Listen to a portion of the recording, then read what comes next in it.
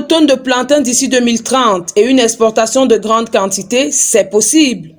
C'est en cela que se résume la première étape à Douala de la délégation des acteurs de la filière banane-plantain, conduite par Samuel Tony Obambikwe, capitaine d'industrie agricole et président national de la filière banane-plantain du Cameroun, avec la participation active des présidents des conseils régionaux du Sud, du littoral et du Sud-Ouest, ainsi que des investisseurs américains de Fertile Ground.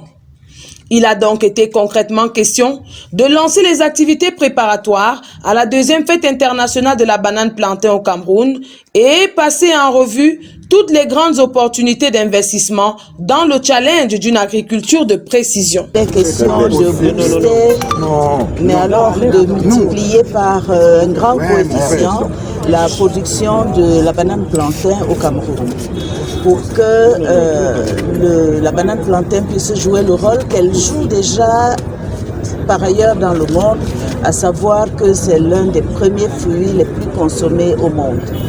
Et le Cameroun, qui est l'un des pays de l'équateur, parce que, comme vous l'avez entendu, ce fruit pousse essentiellement dans les zones de l'équateur. Nous sommes placés au-dessus de l'équateur, vous le savez. Et donc, c'est une opportunité que le Cameroun ne peut pas rater.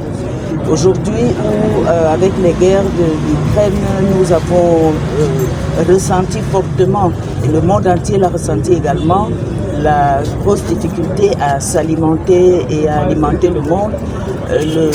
La banane plantain, ça apparaît pour nous, pour les pays africains, pour les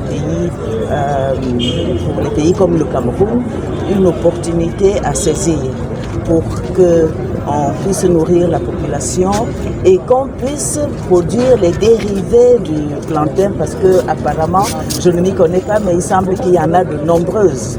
Et vraiment, c'est une occasion pour nous de faire en sorte qu'on fasse reculer la pauvreté, que les populations qui se considèrent souvent comme oubliées soient effectivement la cible cette fois-ci. Pour les acteurs de la filière banane-plantain du Cameroun, c'est un engagement sans faille et sur le long terme. Déjà, on est venu proposer au Conseil régional du littoral un partenariat gagnant-gagnant. Promotion de la filière banane-plantain contre création de richesses, création d'emplois pour sa population et tourisme de terroir. Les financements sont disponibles. Maintenant, ce qu'on attend du Conseil régional, c'est qu'il accompagne ces populations dans des incubations.